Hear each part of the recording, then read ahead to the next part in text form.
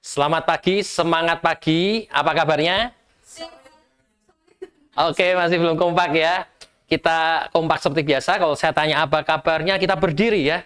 Biar lebih semangat lagi dan katakan solid dan maju. Siap ya? Apa kabarnya? Solid dan maju. Yes. Ya, nanti juga ada aturannya ketika saya nanti tanya apa kabarnya, rekan-rekan tetap juga katakan solid dan maju ya. Nanti mungkin di suatu saat di pertengahan saya juga akan mengadakan yel-yel. Apa kabarnya? Seperti itu. Anda rekan-rekan bisa jawab solid dan maju supaya kita menjadi semakin solid dan semakin maju ya. Bagaimana kabarnya hari ini? Apakah Anda semangat untuk mengikuti pelatihan hari ini? Siapa yang semangat boleh angkat tangan? Oke, tepuk tangan untuk kita semuanya sekali lagi ya. Ya, baik ya. Hari ini adalah hari yang luar biasa ya, karena hari ini kita akan berbicara tentang fokus ke sumber daya manusia, SDM. Namanya SDM itu selalu dinamis, berubah dan berkembang ya.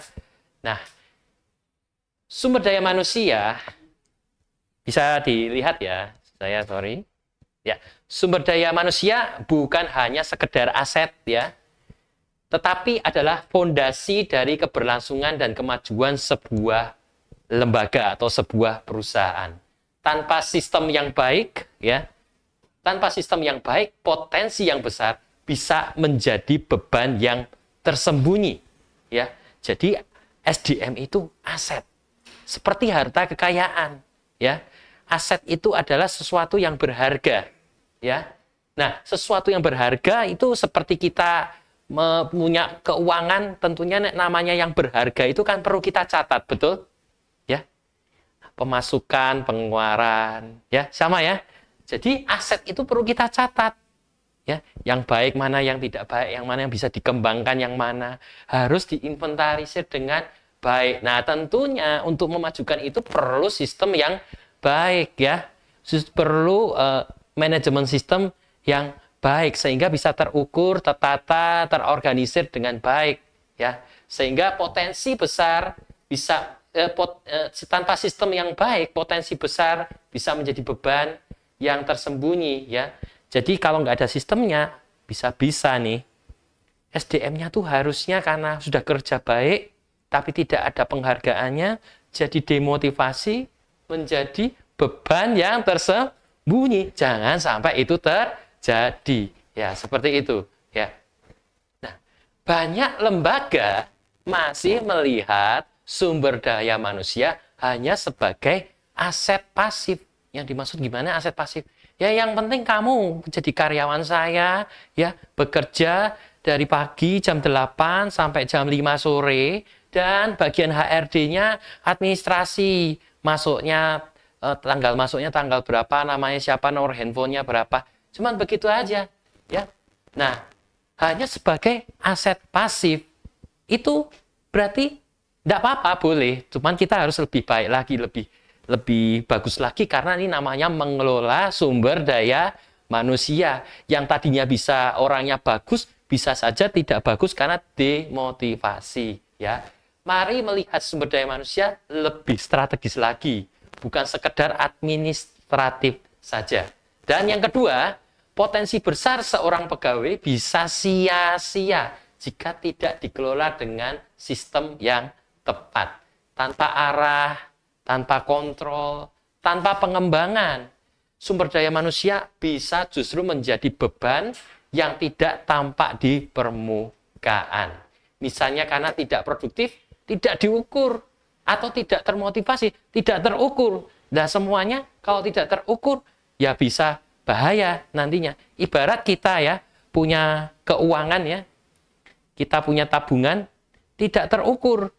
Ya lama-lama kita sukanya belanja, kelupaan, malah bisa lebih pasak daripada tiang. Akibatnya kita nanti setiap gajian kok selalu uang saya habis ya. Seperti itu kan keuangan. Ya sama. Di dalam SDM juga sama. Kok SDM-nya kok masih belum bisa maju-maju ya? Kok masih stuck begitu saja ya? Nah, itu perlunya namanya sistem nanti yang bisa terinventarisir, terintegrasi untuk memapping karyawan-karyawan di perusahaan atau lembaga-lembaga kita. Ya. Apakah sistem sumber daya manusia yang dimiliki selama ini sudah membantu karyawan berkembang? Sudah membuat karyawan semakin maju? Atau justru membiarkan potensi mereka terlantar? Saat wawancara kita lihat potensinya bagus, wawancaranya meyakinkan, waktu kerja pertama bagus, bulan kedua bagus, setahun bagus, tetapi karena terlantar bisa jadi tahun kedua, tahun ketiga, bisa jadi tidak bagus. Itu bisa memungkinkan karena tidak diperhatikan sebagai aset yang penting. Ya, itu bisa bahaya. Apakah sistem kita sudah baik? Kalau sudah baik, kita akan belajar bareng. Kalau belum baik, mungkin sistem ini nantinya bisa menjadi solusi buat kita. Ya.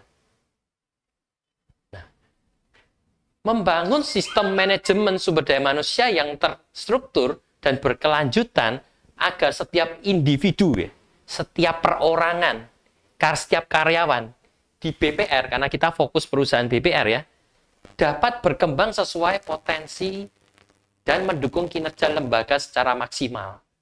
Jadi nanti harapannya dengan sistem manajemen sumber daya manusia itu kita bisa yang terstruktur ya sistemnya ya, itu kita bisa melihat orang per orang, bagaimana track record-nya, bagaimana perkembangannya, apakah dia semakin naik atau semakin turun, apakah ada indikasi-indikasi potensi yang baik yang bisa dikembangkan lebih lagi, atau justru dia malah melanggar sesuatu. Nah, itu bisa dilakukan nanti dengan maksimal dengan menggunakan sistem yang tersistematis dan terintegrasi dengan baik. Nah, oleh karena itu saya mengangkat tema manajemen sistem sumber daya manusia BPR ya. Nanti setiap BPR akan mendapatkan aplikasi gratis ya, namanya MSS BPR, dan kita juga nanti akan banyak praktek nanti setelah ini ya. Nah, perkenalkan saya Andre Gunawan, sarjana psikologi, certificate behavior consultant ya. Sebelumnya saya juga akan memperkenalkan diri saya sebagai story ya. Sebentar, kenapa error ya?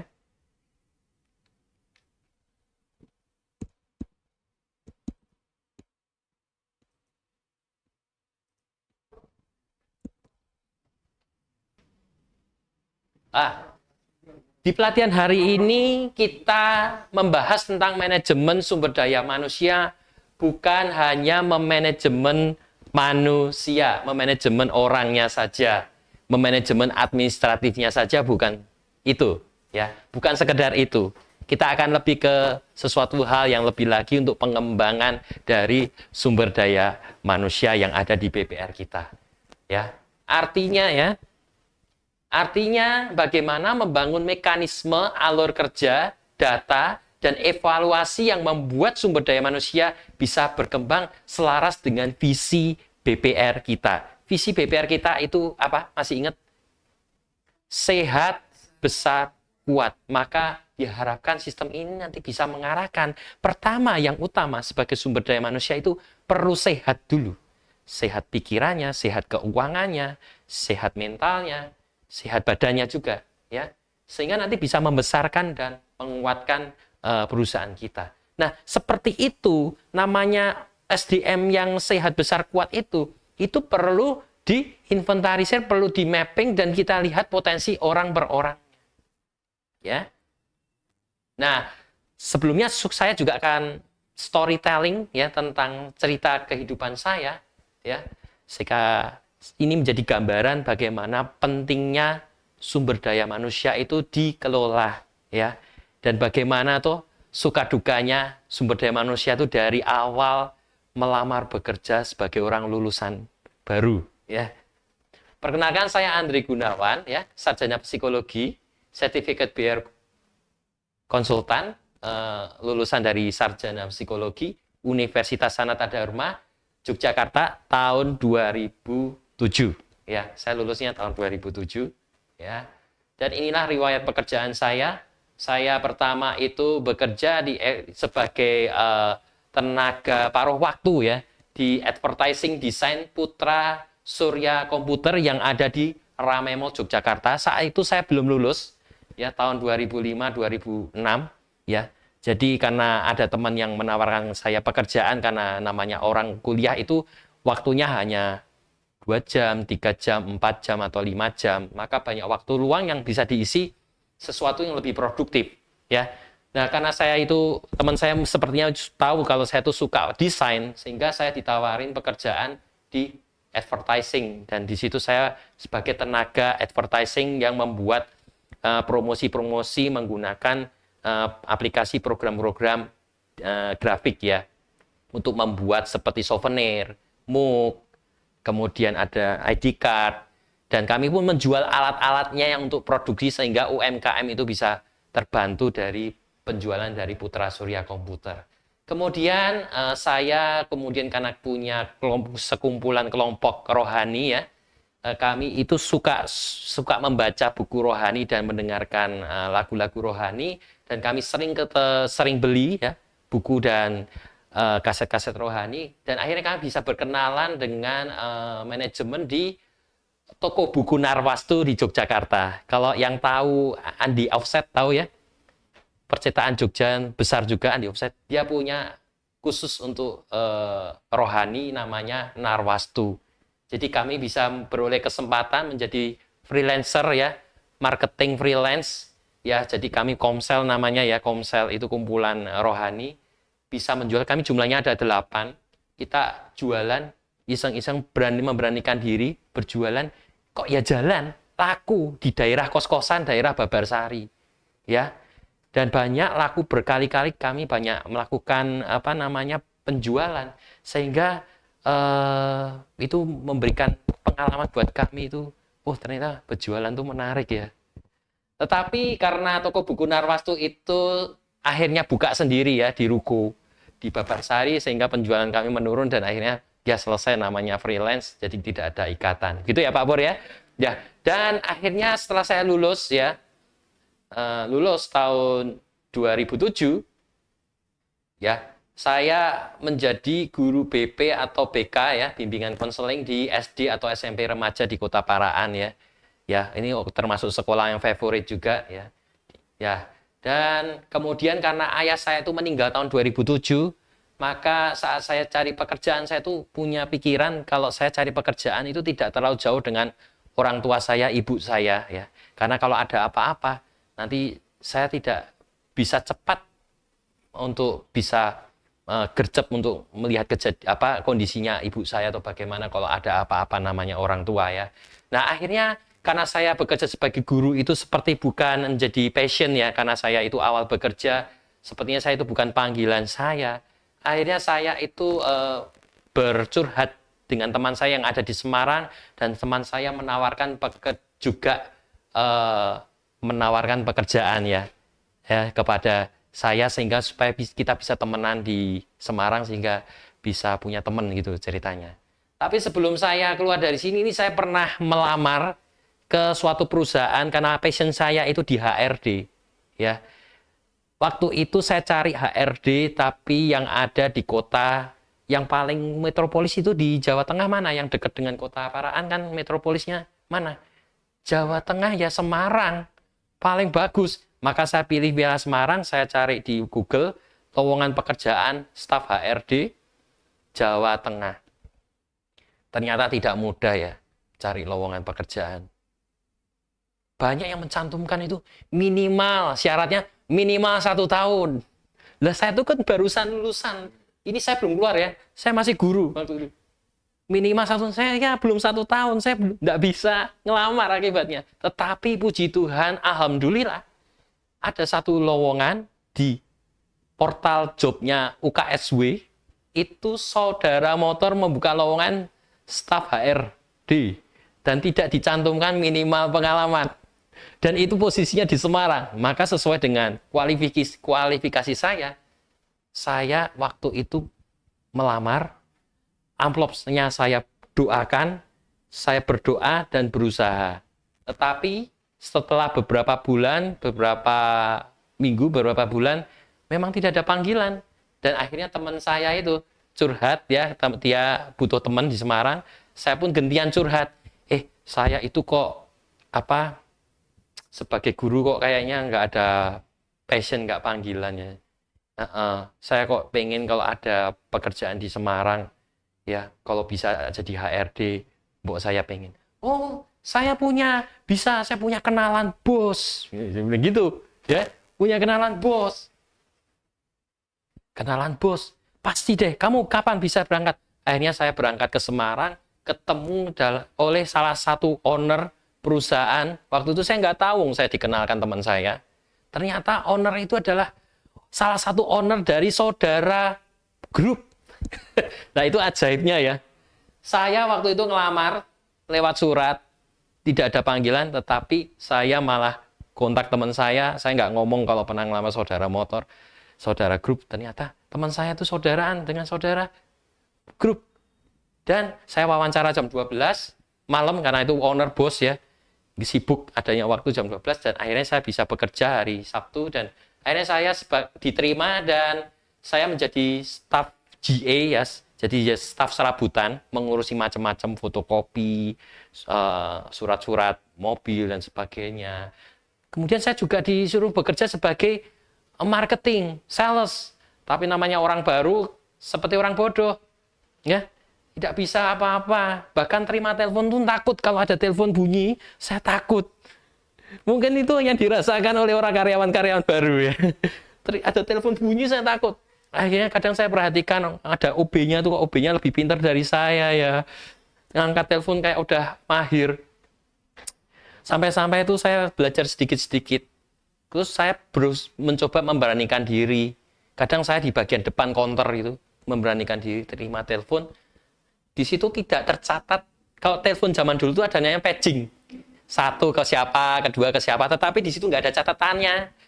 Nah, kemudian ada salah satu, ada yang telepon untuk menghubungi bagian keuangan di saudara motor. Ya, saya waktu ngangkat, iya, sebentar ya.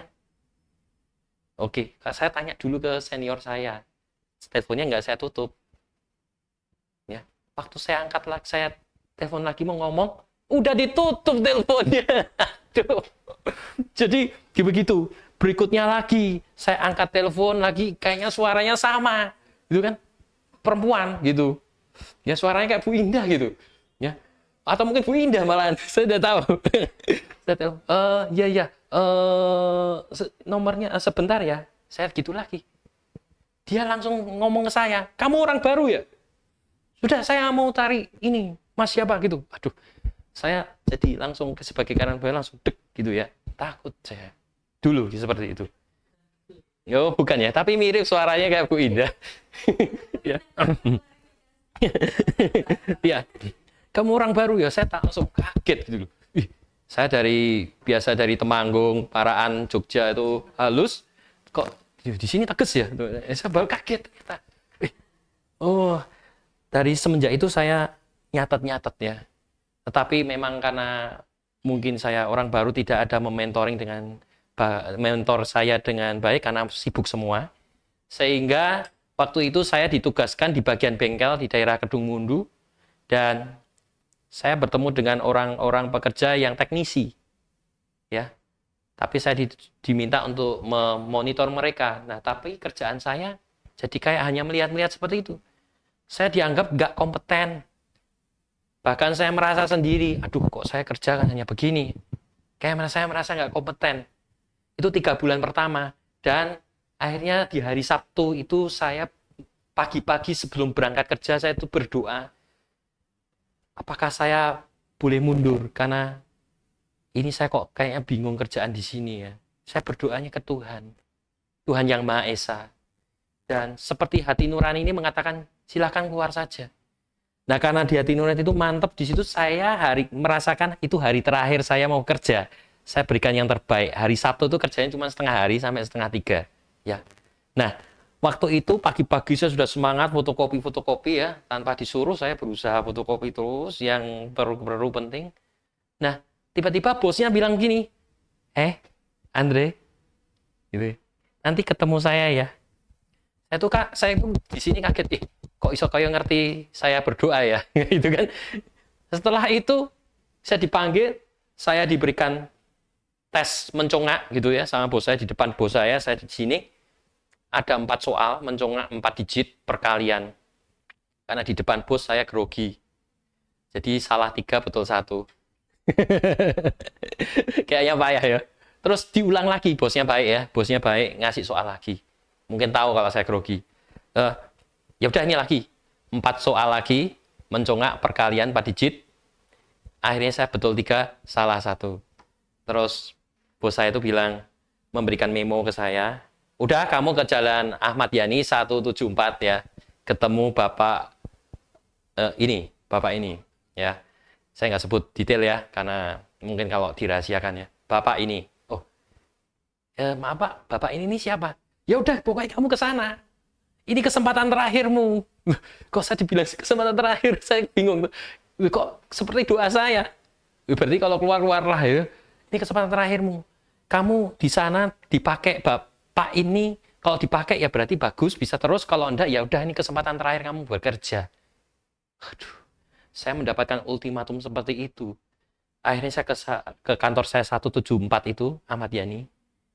Itu kantornya kakaknya dari yang di DR Cipto 168. Saya bertemu dengan beliau dan saya akhirnya bos yang di 174 itu membuka baik ya. Dan saya ingat bertemu dengan Bu Indah dan senior saya dulu, senior HRD, dan kemudian saya ditawarkan berbagai macam pekerjaan karena saya masih bingung, orang baru.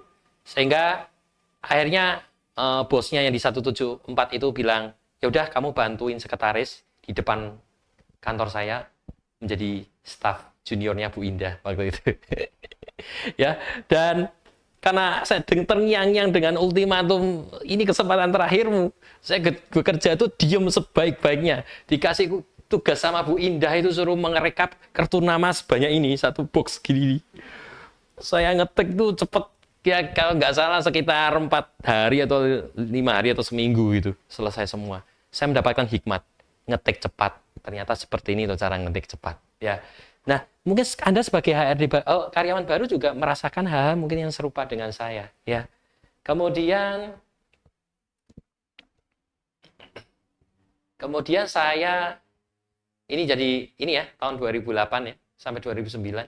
Dan karena pekerjaan saya sebagai sekretaris itu cepat selesai, kemudian ada senior HRD saya tuh datangin saya dan datang ke saya dan bilang, Andre, kamu kan dari psikologi, bantuin aku yuk di bagian HRD. Wah ya, saya memang dulu ngelamarnya HRD, tapi saya kok jadi serabutan. Oh iya, makanya ayo bantu saya. Tapi kamu bilang dulu sama bapak bos ya.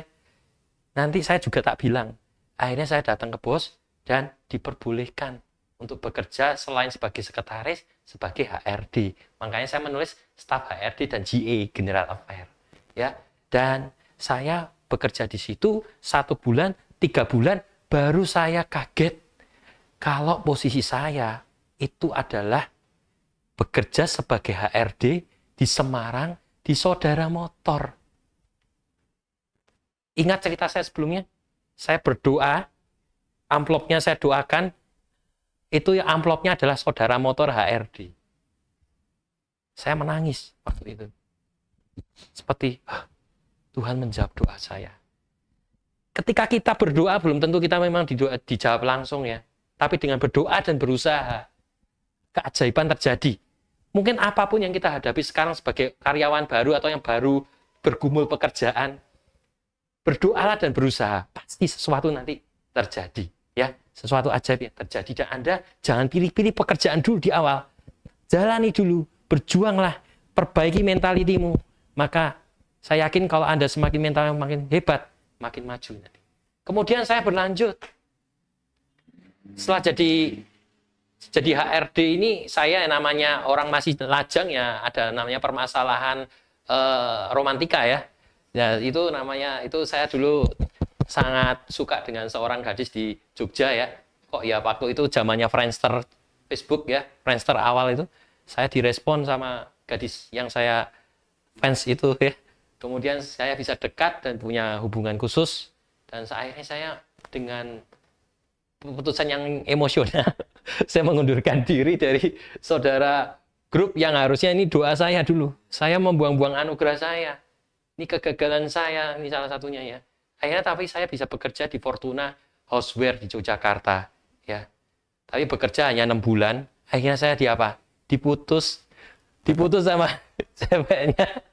Ya, itu ya saya agak malu, saya bucin. Ya, tapi tidak apa-apa. Nah, waktu itu setelah itu saya juga puji syukur alhamdulillah saya di hati saya itu diberikan keberanian untuk bisa bertelepon kembali ke ownernya yang di saudara grup ya yang di Semarang. Ya, karena saya memang salah. Kamu salah, kamu harus berani kembali. Coba kalau kamu ownernya masih mau menerima kamu, puji syukur. Kalau enggak ya udah, kamu udah berusaha. Ini saya sore-sore itu jam 5 pulang dari Fortuna Warehouse itu saya telepon. Lah, puji syukur toh. Saya tuh cuman siapa sih? Staf yang mundur aja mundur karena bucin. Lah kok bosnya mau terima saya teleponnya saya diterima. Itu bos baik ya. Diterima terus Pak, saya masih ingat saya Andre yang waktu itu kerja sebagai HRD staff di situ. Saya boleh nggak kalau kembali lagi di posisi saya pekerjaan sebelumnya ya. Bos yang di saudara grup itu lapang dada. Oke. Besok ya kita sudah ada tim HRD, tetapi kamu besok ikut aja dengan tim HRD, ada job fair di STIE KPN di Sturan, kamu ikut aja. Jadi saya waktu itu saya mundur dari Fortuna Warehouse itu memberikan waktu buat saya untuk mundur 1 bulan. Nah, waktu saya memberikan surat mundur 1 bulan di Fortuna Warehouse, mereka juga masih gondeli saya untuk coba carikan orang yang seperti kamu. Saya berusaha, tetapi namanya nggak konsen ya, masih berusaha belum ketemu masa waktu 1 bulan itu.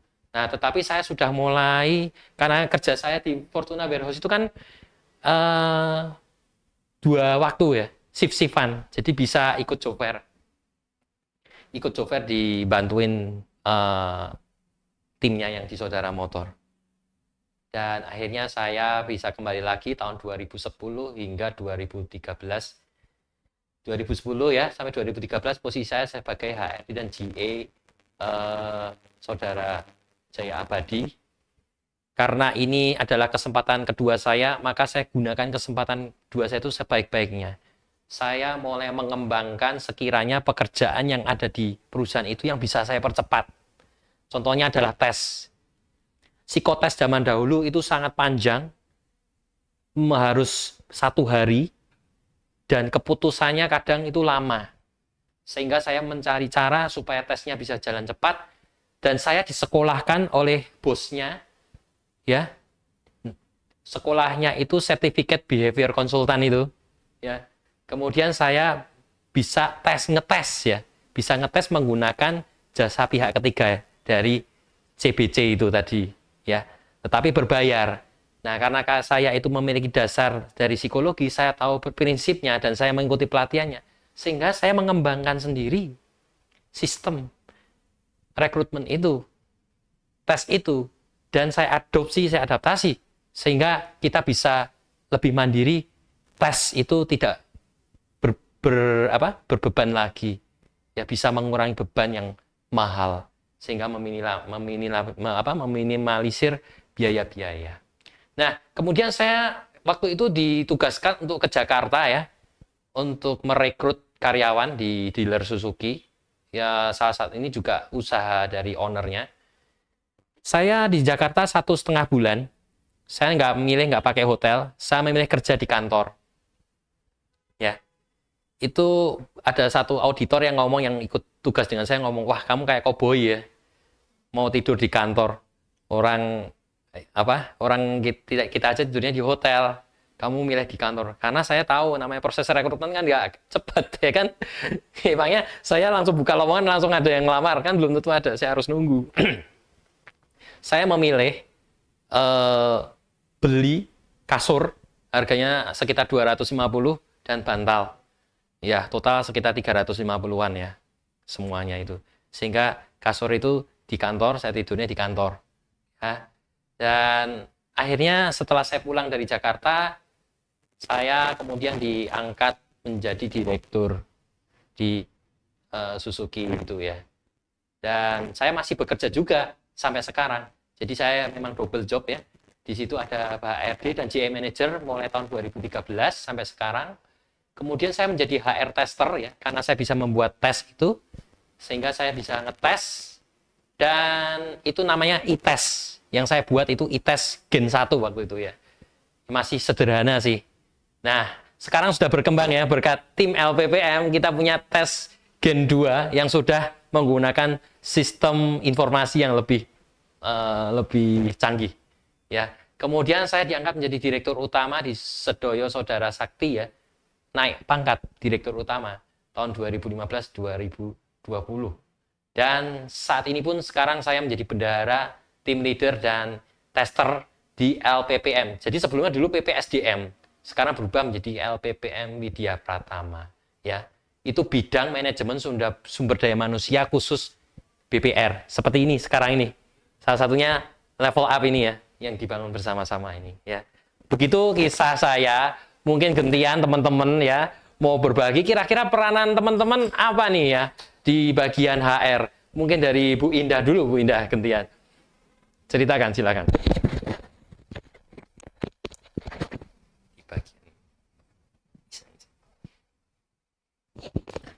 bagian HR, di bagian. Ya, terima kasih. Dulu saya juga pernah membantu. Memang saya background bukan dari psikologi atau yang berkaitan dengan rekrutmen, tetapi sering dari pimpinan ya. Karena grup, bahkan yang di luar grup pun, karena ada dari satu sekolah juga, kalau mau masuk kan mesti diseleksi. Biasanya saya yang suruh nerima, suruh wawancara dulu. Nah, beberapa juga memang saya turut membantu, walaupun tidak dulu belum ada stafnya HRD secara khusus. Jadi di situ wawancara, tanya-tanya, kalau mantep ditanya mantep enggak, kamu nek mantep diterima, kalau enggak ditolak. Nah, saya pikir saya tidak ada ilmu di situ, tetapi melihat dari cara bicara, sikapnya, tingkah lakunya. Dulu memang seperti Pak Andre dulu pertama kali masuk itu bosnya sudah bilang, delok bocah rasrek seranda usah misalnya seperti itu ya. Tetapi saya lihat dulu misalnya contohnya Pak Andre itu datang kelihatannya ada semangatnya, sopan. Waktu ngomong-ngomong arahnya juga jelas, mau bekerja bagaimana. Nah, contohnya seperti itu.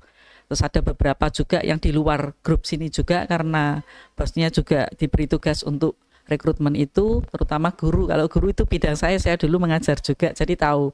Tanya ya, misalnya guru bidang apa, bukan ilmunya yang saya tanya, tapi bagaimana dia mengajar dan lain-lain. Kalau itu memang bidang saya, tetapi kebanyakan ya untuk yang kantor itu aja. Tapi belum ada model tes-tes seperti ini, dan saya tidak menguasai ya, karena saya bukan dari psikologi. Paling tidak saya melihat kalau untuk dulu sempat disekolahkan sama juga ya yang CBC itu, Certified Behavior Consultant, itu membantu juga kalau melihat orang bagaimana.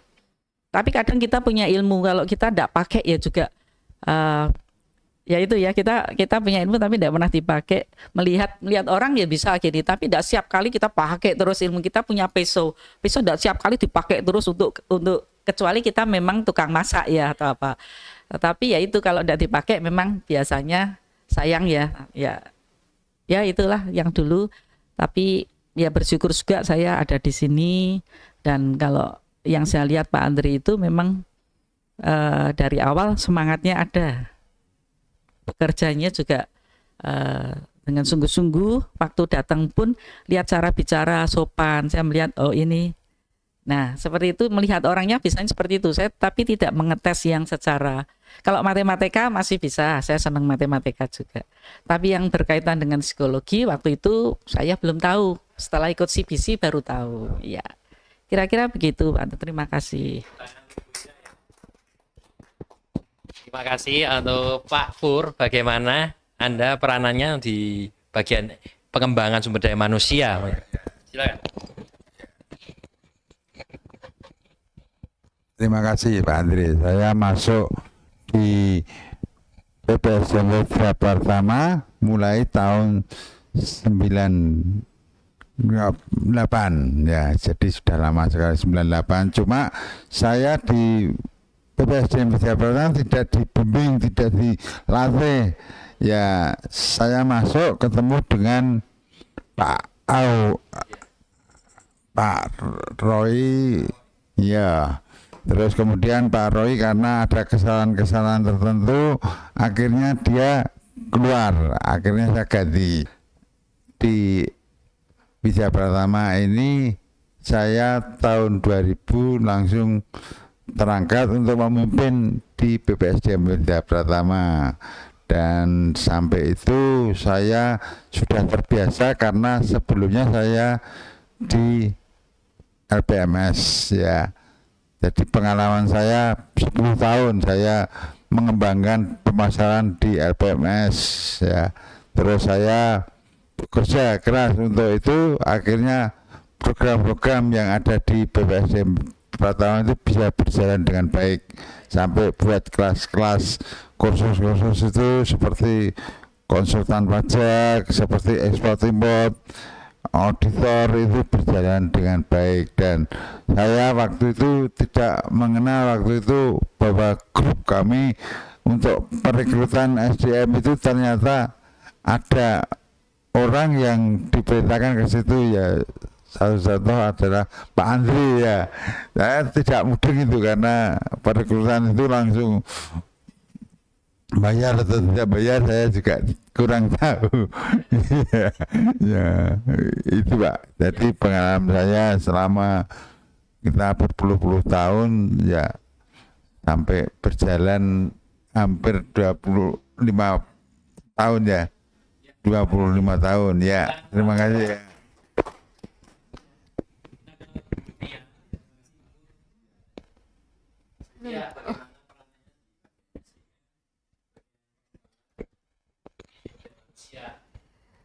Waduh, sebenarnya saya belum banyak pengalaman kalau dibandingkan Pak Andre, Bu Indah sama Pak Pur, tapi mungkin dikit aja ya pengalaman 1 tahun lebih dikit lah ya, ini berarti 1 tahun lebih dikit. Kalau saya ini hasil staff yang direkrut oleh Pak Andre.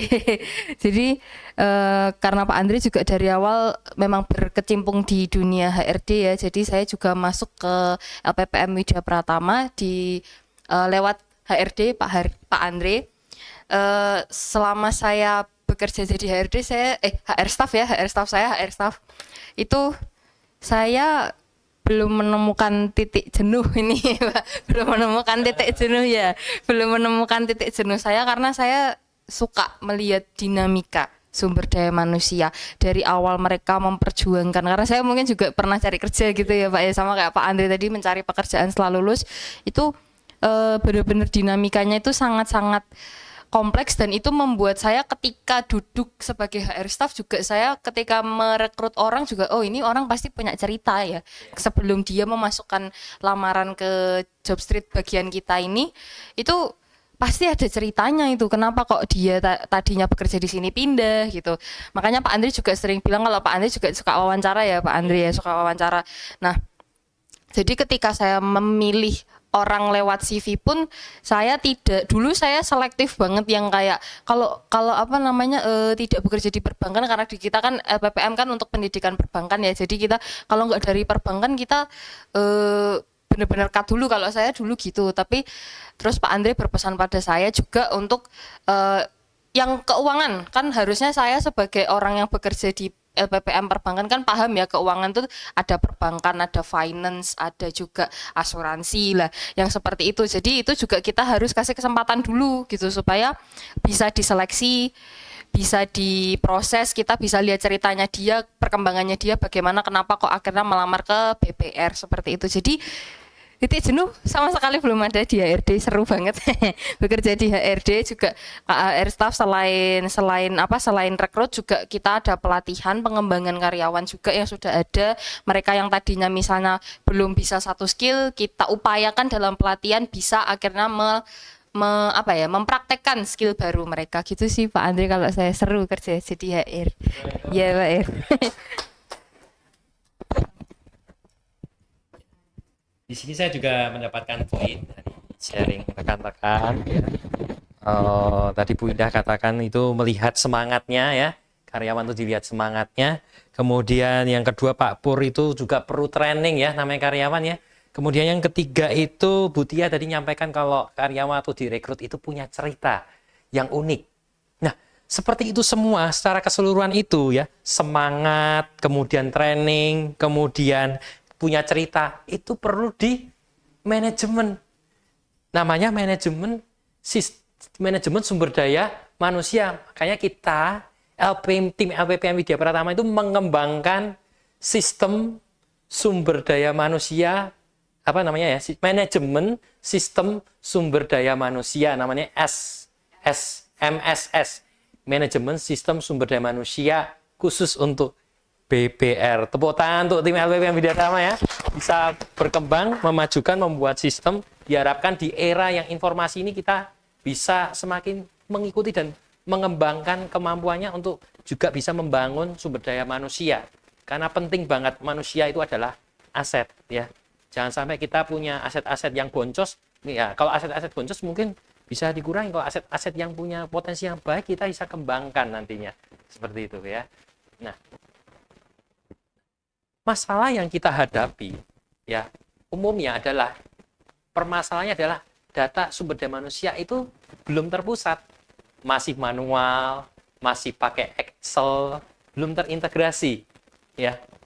Belum ada data-data yang terpusat, bahkan masih ada yang mungkin pakai buku besar batik itu mungkin ya, karena masih nyaman dengan model dahulu. Tapi kalau zaman sekarang era dunia cepat, kita harus menggunakan namanya teknologi. Kalau nggak pakai teknologi, kita bisa tergilas dengan perubahan. Sesuatu yang pasti di bumi ini adalah perubahan. Kalau kita tidak mengikuti perubahan, maka kita akan digilas. Nah, dan yang kedua adalah kesulitan memantau perkembangan sumber daya manusia. Tidak ada catatan yang menyatu tentang riwayat pelatihan, jabatan, atau kinerja dari sumber daya manusia itu. Ya, fokusnya ke pekerjaan, rutinitas pekerjaan, tetapi kita lupa mengembangkan sumber daya manusia yang ada di situ. Yang ketiga, tidak ada dasar pengembangan kompetensi. Pelatihan sering diberikan secara umum tanpa pertimbangan kebutuhan spesifik setiap SDM. Setiap SDM itu nggak sama loh kebutuhan pelatihannya. Misalnya Bu Indah perlu kemampuan public speaking. Belum tentu Pak Pur. Pak Pur sudah pintar public speaking. Yang perlu Pak Pur kembangkanlah ada kemampuan kearsipan atau komputer, ya belum tentu dengan Bu Tia. Bu Tia mungkin sudah pintar kearsipan, sudah pintar public speaking, tapi yang diperlukan adalah kemampuan apa? Kemampuan bagaimana negosiasi, wawancara seperti itu, ya. Jadi beda-beda. Nah, itulah yang kita gunakan dengan manajemen sistem SDM MES yang kita bangun ini, ya. Dan yang keempat adalah proses manual yang lambat. Pendaftaran pelatihan, pendaftaran pelacakan, riwayat sumber daya manusia memakan waktu dan rawan kesalahan input. Mungkin saat ini PPSDM sudah menggunakan formulir elektronik ya. Tetapi setelah dipikir-pikir kita bisa menggunakan prinsip Kaizen itu bisa diperbaiki lagi sehingga kita buat manajemen sistem SDM ini ya. Kadang waktu ngisi form itu karena pelatihan itu kan kadang bulan depan ada lagi. HRD-nya ngisi lagi typo ternyata. Yang harusnya namanya Tia, THYA, tapi karena taunya manggilnya Tia, ditulisnya THIA. Akhirnya setelah pelatihan dapat sertifikat.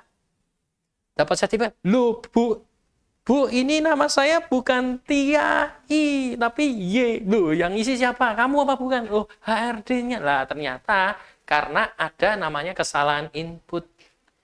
Kadang HRD rotasi, ganti yang baru, kesalahan input. Nah, itu yang akan kita kurangi kejadian seperti itu. Nah, filosofi dari sistem ini adalah ada 4 juga. Yang pertama, terintegrasi. Seluruh informasi sumber daya manusia terpusat dalam satu sistem. Kemudian yang kedua adalah transparan dan akuntabel. Sesuai dengan misi dari perusahaan kita yaitu apa? Melayani, apa yang masih ingat mungkin? melayani stakeholder dengan apa? Sepenuh hati, adil dan transparan. Lah ini. Ya, transparan, akuntabel, sepenuh hati, adil, dapat dipertanggungjawabkan. Lah, sebenarnya kalau kita melakukan manajemen MSS ini, kita sudah juga salah satunya mengikuti misi dari perusahaan kita, ya. Ya, apa tadi misinya tadi? Melayani kebutuhan stakeholder dengan sepenuh hati, adil dan transparan. Nah, setiap tindakan dari SDM itu bisa terekam jelas dengan track record. Nah, itu dibantu oleh HRD-nya atau direkturnya, direktur SDM-nya. Itu harus transparan dan dapat dipertanggungjawabkan datanya saat track record. Ya. Mungkin dia pernah dapat promosi, ya tolong ditulis. Pernah promosi atau pernah dimutasi, ditulis. Juga pernah pelanggaran, ya ditulis. Jangan karena sisi kemanusiaan, kenal dia sahabat baikku, Anda tidak menulis pelanggarannya, padahal itu ada pelanggaran, ada surat tegurannya. Anda tidak catat. Anda itu sedang merugikan banyak teman-temanmu. Karena kita sedang bekerja dalam satu kapal. Kalau kapalnya dilubangi, masa enggak dibilang, itu lubang. Bisa karam bareng-bareng nanti, bahaya. Dan juga nanti kita bisa upskilling. Upskilling itu apa, Pak? Upskilling itu meningkatkan kemampuan dari SDM masing-masing, di mana memberikan masukan pelatihan untuk SDM satu persatu. Ya, ini orang ini butuh apa sih? Sehingga itu membantu LPPM Widya Pratama untuk mendesain pelatihan nantinya seperti itu. Ya, karena pelatihan itu kan butuh feedback ya. Pelatihan apa? Saya kan nggak tahu Bu Indah itu butuh pelatihan apa. Ternyata ada Bu Indah, ada yang seperti Bu Indah lainnya di BPR-BPR lain. Kita bisa desain pelatihan itu, ya, sehingga kita nanti bisa adakan dan langsung bisa mengundang orang-orang yang membutuhkan pelatihan itu. Selain kita bantu HRD-nya, kita langsung bisa ke karyawannya langsung untuk kita berikan undangan seperti itu, ya. Kemudian yang ketiga tadi berdasarkan data. Rencana pelatihan dan pengembangan sumber daya manusia didasarkan pada historis dan kebutuhan yang dicatat secara sistematis seperti tadi yang saya sampaikan itu, ya. Kemudian yang keempat adalah efisien dan aksesibilitas. Di sini ada proses loginnya sehingga aman. Diharapkan login ini orang itu punya PIN sendiri, punya kode akses sendiri. Yang bisa pegang ini sistemnya itu HRD, kepala operasional kalau memang nggak ada HRD-nya, direktur SDM, kalau bukan direktur SDM juga direktur utamanya atau direktur yang membawa fungsi kepatuhan juga bisa. Jadi ini atau komisaris juga kalau mau ngecek kan, memeriksa bisa ya. Jadi orang-orang khusus nggak sembarangan ya. Karyawan biasa terus langsung bisa enggak, karena kita menjaga efisiensi dan aksesibilitasnya. Proses login yang aman, kemudian inputan data, pengambilan keputusan dapat dilakukan secara cepat dan mudah diakses. Karena dalam satu aplikasi ini kita bisa ngerjakan bareng-bareng. Nggak perlu ngerjain sendiri. Ya. Seperti itu. Kalau kamu punya kantor cabang, bisa kepala cabangnya diberikan akses karena dia orang penting.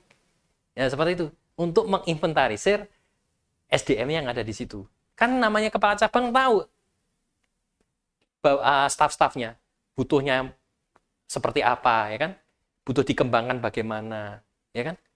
Kalau direkturnya yang di pusat mungkin nggak terlalu tahu dalam, tapi kalau kepala cabangnya akan tahu lebih detail. Nah, seperti itu. Nah, pertama langkah penggunaan aplikasi ini kita masuk ke praktek ya. Setuju ya? Ya, kita mungkin pelatihannya akan banyak di praktek nanti. Langkah penggunaannya pertama, ya, Anda bisa menggunakan laptop atau desktop, ya. Sekarang laptop itu sudah jadi desktop di atas meja, ya kan, benar nggak? Dulu laptop itu di atas paha, namanya laptop. Nah, sekarang laptop itu jadi desktop dah, komputer gitu aja. Atau gunakan smartphone. Tetapi saran saya lebih nyaman kalau menggunakan laptop atau desktop atau komputer. Karena tampilannya kan lebih besar ya. Kalau pakai handphone bisa sih, cuman kecil kita harus men-zoom gitu. Ya, tapi kalau memang butuh cepet pakai handphone ya, kalau buat Anda nggak masalah, nggak apa-apa. Kita sudah bisa diakses menggunakan smartphone. Ya. Nah, ini bisa diakses saat hari kerja ya. Karena servernya hidupnya hari kerja. Kalau nggak hari kerja nggak bisa. Nah, kita bisa buka di bit.ly MSS SDM. Kita klik aja ya. Nah, ini kita muncul seperti ini tampilan di awal. Dan kita dibuka ada panduannya di awal, kok bingung. Kita hidupkan aja ya.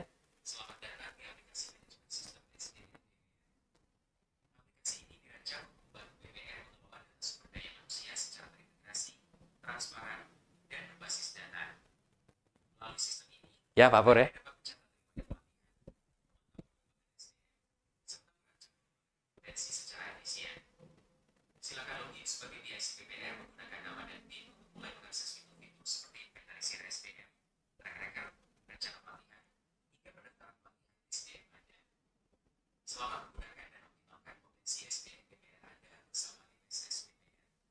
Ya, seperti itu. Kalau kita kembali lagi ke PowerPoint ya. Oke. Nah, kita pertama sudah membuka aplikasinya, sudah kebuka tadi. Yang perlu dilakukan lagi adalah langkah berikutnya adalah memasukkan nama PIC, admin BPR, dan PIN-nya. Kita lihat di sini. Loh, mana PIN-nya, Pak? Kok nggak ada, Pak? Karena aplikasi ini dibuat cepat, maka pertama Anda harus memasukkan nama Anda yang dipilih menjadi PIC. HRD, direktur, komisaris, atau siapa yang sudah daftar pasti akan bisa diakses di sini. Misalnya, kalau saya ini di sini sementara masih menggunakan demo ya. Demo 1. Nah, kalau Anda orang baru, maka baru ditanyain. Anda baru pertama kali jadi admin. Ya. Silakan buat PIN. Ya. Silakan buat PIN, saya akan buat PIN ya. Kalau PIN ini saran saya jangan nomor PIN ATM ya, karena nggak akan keluar uangnya. Uangnya nggak akan keluar dari sini. Ya, buat PIN yang unik. Ya, jangan urut, jangan double-double, yang unik. Ya, misalnya kita buat yang unik ya. Nah, sorry, saya ulang lagi ya.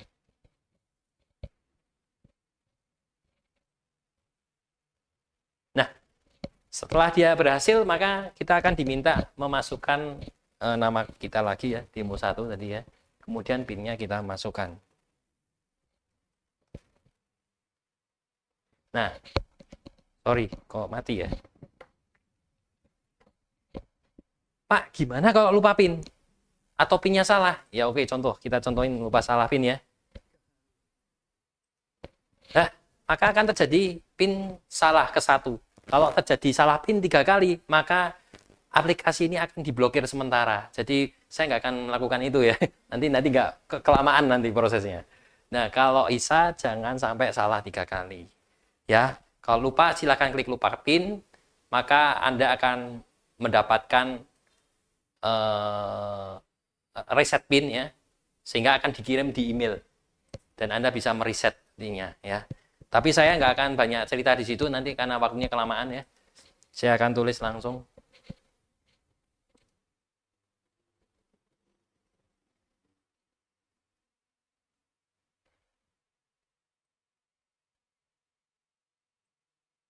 Nah, saya saat sebagai demo 1 saya terdaftar sebagai PIC di BPR Ana Arta. Ya. Di situ ada beberapa menu ya. Menunya ada, ini namanya kita hafalkan ya, namanya yang di sini nih, halaman ini namanya dashboard. Dashboard itu apa toh? Kalau kita naik sepeda motor, speedometer, rating, semua itu namanya dashboard. Kalau yang punya mobil juga depan itu dashboard, ada speedometer, AC, semua. Nah, ini sama. Penampilan yang ada di depan Anda. Ya. Ini namanya dashboard. Dashboard dari manajemen sistem sumber daya manusia. Ya, aplikasi ini. Yang perlu diingat, kita punya tombol-tombol. Yang pertama, SDM, kemudian print, terdaftar training, X SDM, dan ITES Norek. ITES Norek ya. Nanti saya akan terangkan satu-satu. Kemudian di sini ada logout ya. Kalau kita sudah pakai, kita harus logout. Kemudian di sini setiap individu, setiap karyawan itu ada tombol-tombol khusus. Yang pertama ada track record, edit, join training, dan arsip. Ya. Sampai sini udah ada gambaran ya. Udah jelas ya. Jadi kita bagaimana manajemennya karena ada seperti ini. Dan di sini setiap orang itu ada fotonya. Dan di sini ada badge. Badge itu tanda ya. Label. Kalau dia karyawan baru, maka muncul tulisannya baru. Kalau dia butuh di training, namanya upskilling. Kalau sudah pernah dipromosi, akan muncul promosi. Kalau dirotasi, akan muncul rotasi. Pernah melanggar, muncul pelanggaran. Pernah di blacklist, pernah fraud, muncul di fraud. Ini blacklist. Akhirnya resign dah.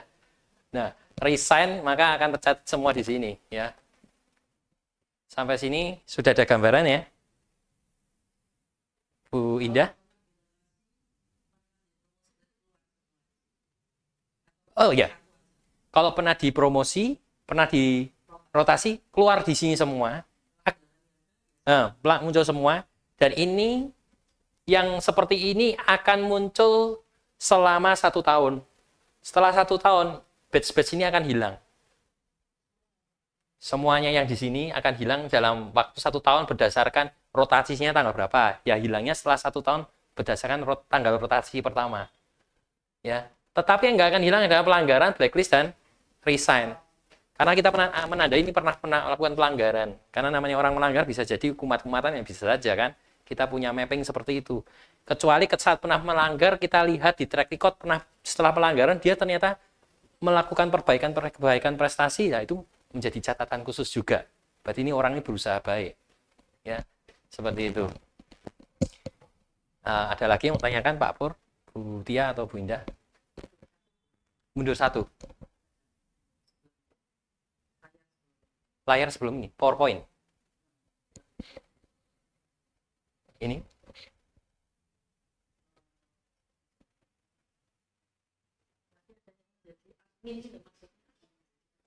Oke, oh iya, admin. Nah ini contohnya, ini yang jadi admin kan saya demo 1 nih. Maka akan muncul admin. Admin ini adalah orang yang punya kuasa untuk mengelola data-data ini. Ya. Jadi yang namanya demo 5 nggak akan bisa masuk. Misalnya tadi waktu login tulis demo 5, dia nggak akan dikenali. Tetapi ketika menulis demo 1, sistemnya akan mengenali sebagai admin. Karena dia HRD misalnya. Saya tulis maaf ya, itu marketing ya. Harusnya. Nah, itu intern kita harus punya datanya. Awalnya adalah HRD, KOP atau siapa yang punya wewenang itu. Ya. Jadi dia akan menjadi admin di situ. Sampai sini sudah ada gambaran. Mungkin itu saya harusnya HRD ya, bukan marketingnya. Ya. Ini bisa diganti kok.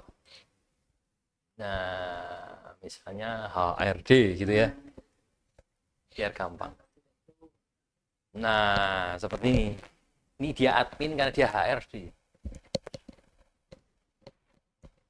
Ya. Hah? Oh, nggak kelihatan ya? Oh ya, saya ulang ya tadi ya. Jadi ini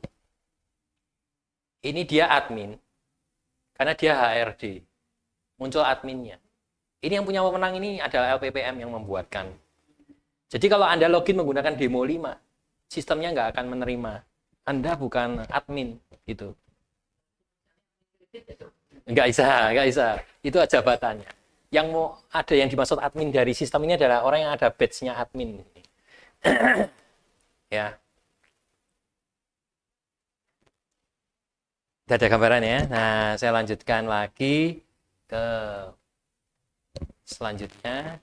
Nah, langkah-langkah yang kedua adalah inventarisir SDM. Kita masuk di menu daftar SDM, namanya dashboard yang sudah saya kenalkan tadi. Nah, user di sini bisa melihat seluruh SDM yang terdaftar di BPR masing-masing.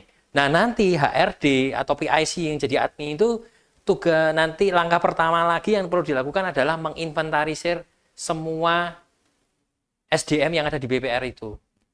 Ya. Nanti di akhir saya juga akan mengadakan challenge ya.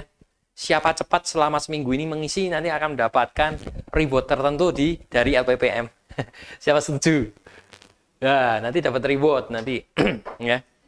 Yang lapor BPR-nya ya akan mendapatkan reward kalau sudah cepat mengisi. Nah, nanti kita juga akan praktek mengisi setidaknya 5 karyawan.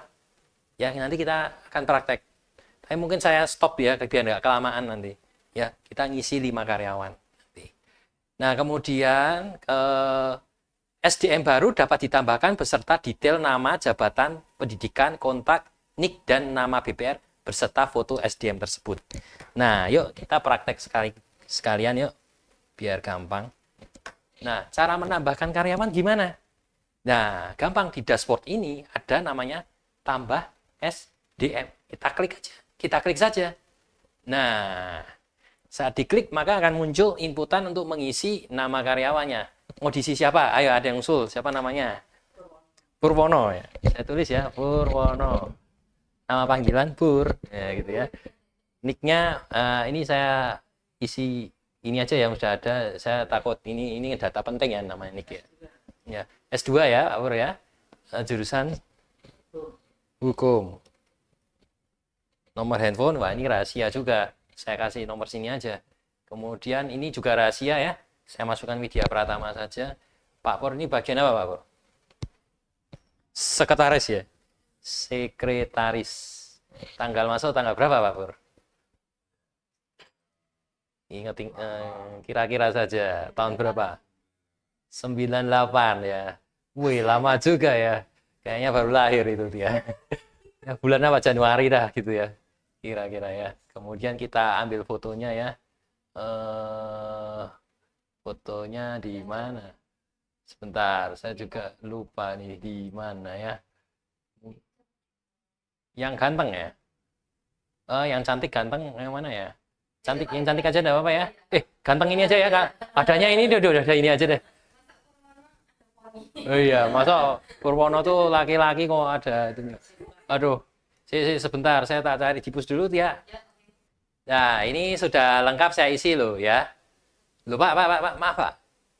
Kayaknya ini masih belum sempurna Pak. Kok nggak ada jenis kelamin sama tanggal lahir? Nah, mungkin ini pertanyaan ya buat teman-teman. Sistem ini dibuat supaya kerja Anda lebih cepat. Tetapi juga sistem ini terbantu karena setiap orang punya nomor unik, yaitu namanya NIK. Nah, NIK ini nanti akan tersplit sendiri menjadi tanggal lahir dan jenis kelamin. Ya, itu akan memudahkan pekerjaan kita. Pekerjaan kita akan lebih mudah.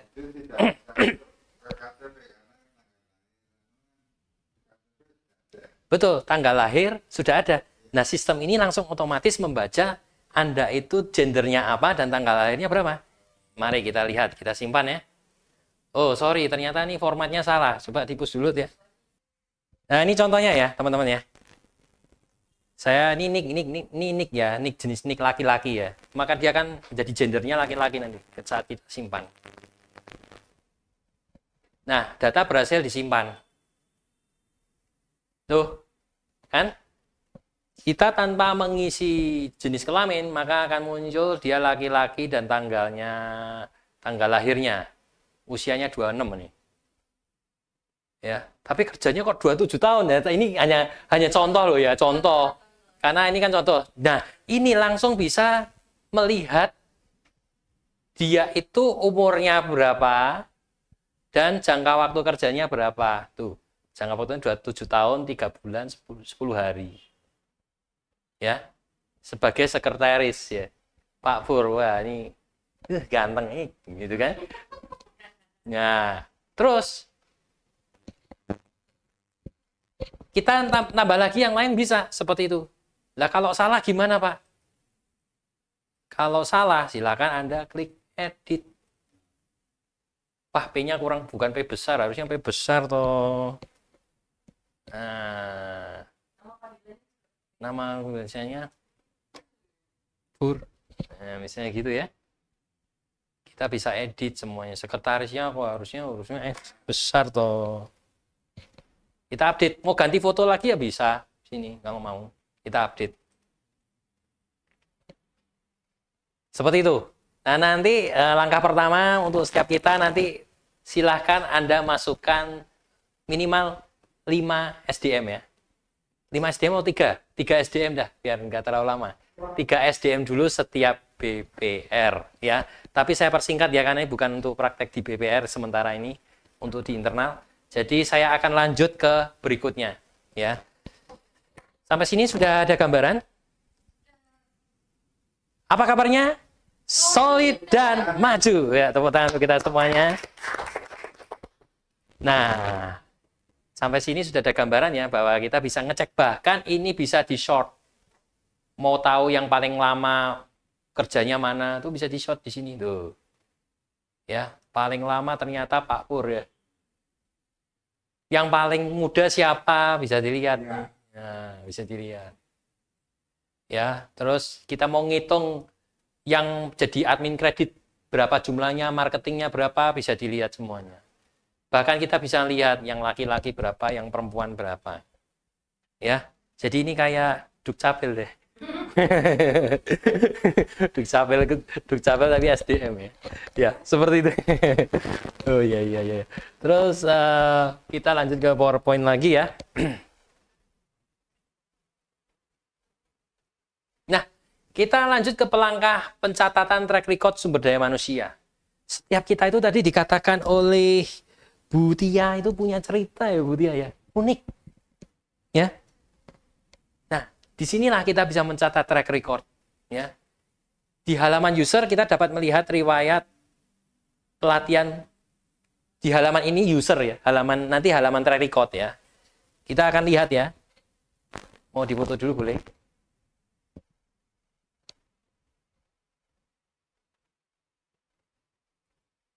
Jadi kita punya halaman track record ya.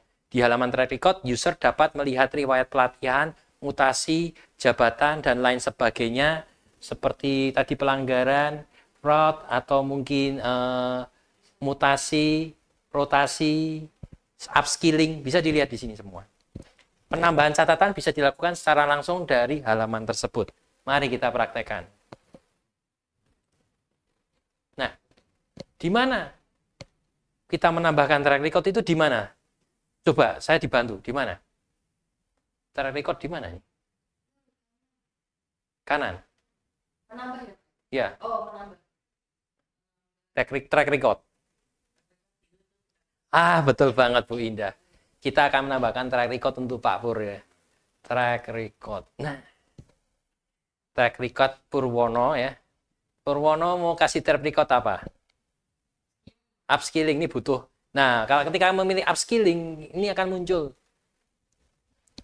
Upskilling itu apa tuh? Adalah, dibaca bareng ya.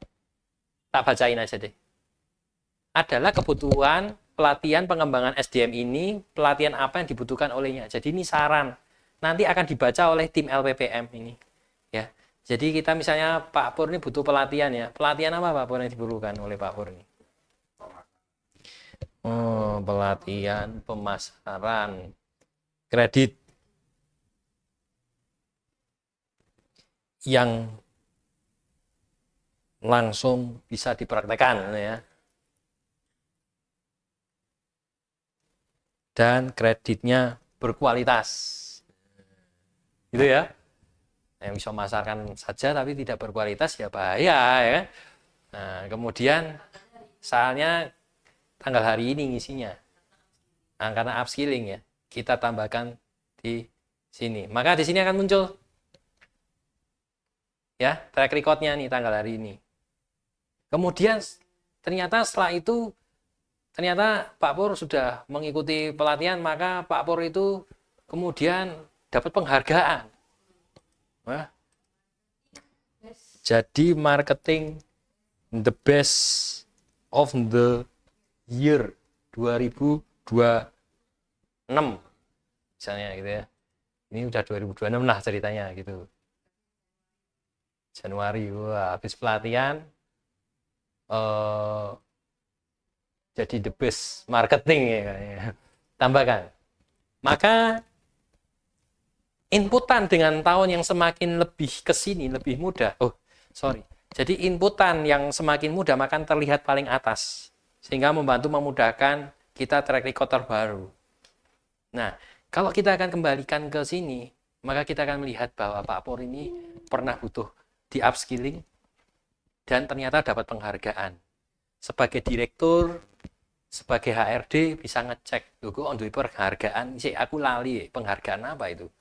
Wih, Pak Pur ki marketing hebat loh ini. Nah, mungkin ini bisa jadi calon pimpinan terbaru ini. Nah, ya, mungkin ini bisa dinaikkan gajinya ini biar lebih semangat lagi. Nah, gitu, ya. Mungkin tambahnya apa mungkin. Nah, seperti itu kita bisa melihat. Ya. Nah, dari track record seperti ini kita bisa tambah-tambahkan, ada promosi, rotasi, mutasi, pelanggaran, fraud, resign, meninggal, ya. Dan ini bisa dicatat berdasarkan semakin ke atas dia tahunnya semakin muda. Meninggal kalau sebagai HRD, kaos meninggal akan tercatat di sini. Dan kalau mau ngarsipkan boleh. Misalnya ya, ini salah satunya bukan meninggal tapi mau diganti ya. Misalnya ini meninggal ya, meninggal gitu, meninggal atau resign. Nah, sama aja ya. Dia kan resign ya. Kemudian kita arsipkan, kita arsip. Iya, kita arsipkan. Ya, ketika diarsipkan kita akan masuk ke SDM. Nah, itu. Ya, mundur mendadak tidak ada kabar 5 hari. Dihubungi tidak bisa. Gitu. Dia pernah resign soalnya. Nah, waktu ngisi resign itu kan di track record ya. Di track record resign mendadak 5 hari mundur. Nah, itu. Maka ditulis di situ, maka di sini akan muncul. Fungsinya apa, Pak? Seperti itu, Pak. Anda sebagai HRD, Anda itu kadang dihubungi, ditelepon sama HRD perusahaan lain. Nah, Anda punya data ini penting untuk melacak. Oh ya, dulu pernah ada karyawan itu. Nah, ini ada di arsip seperti itu. Jadi membantu juga supaya SDM itu sesama SDM semakin punya hubungan yang baik ya, dan mendapatkan SDM yang baik. Ya Pak Pur ya, seperti itu. Itu halaman track record. Sudah ada gambaran ya? Yang ada gambaran boleh katakan yes. Ya. Sekarang kita lanjut di PowerPoint berikutnya. Nah, kita masuk ke rencana pengembangan pelatihan ya. Seperti yang dikatakan Pak Pur tadi ya Pak Pur ya. Setiap SDM perlu di training. Ya. Masukkan rencana pengembangan pelatihan untuk SDM. Namanya adalah apa? Upskilling ini. Tulis jenis pelatihan yang direkomendasikan berdasarkan kebutuhan kompetensi SDM yang dipilih. Sistem akan menyimpan ini sebagai bagian perencanaan pelatihan SDM jangka pendek atau menengah. Loh, kok enggak jangka panjang lagi Pak sekalian Pak? Karena kalau jangka panjang itu seperti coaching program ya. Itu terus mungkin saat ini kita belum. Kalau jangka pendek kita sering setiap bulan mengadakan. Jangka menengah kita juga mengadakan, namanya seperti program PCP itu dan sebagainya. Tapi kalau jangka panjang mungkin belum menjadi ranah kami, ya. Nah, untuk itu kita sudah praktekkan tadi ya sedikit ya. Kalau kita mau kebutuhan SDM itu upskilling tadi itu ya. Caranya adalah dengan di track record, upskilling, dan Anda tambahkan maka akan muncul upskilling, dan nanti di halaman LPPM, orang LPPM akan mengecek orang-orang yang butuh upskilling itu siapa saja, akan ketahuan. Dan kita bisa sebagai tim LPPM mendesain pelatihan nanti dari orang-orang yang butuh upskilling itu. Ya, jadi kita bisa mendesain itu ada dasarnya. Ya, bahkan nanti kita bisa ngundang langsung orangnya nih. Kita undang langsung. Pakai undangan.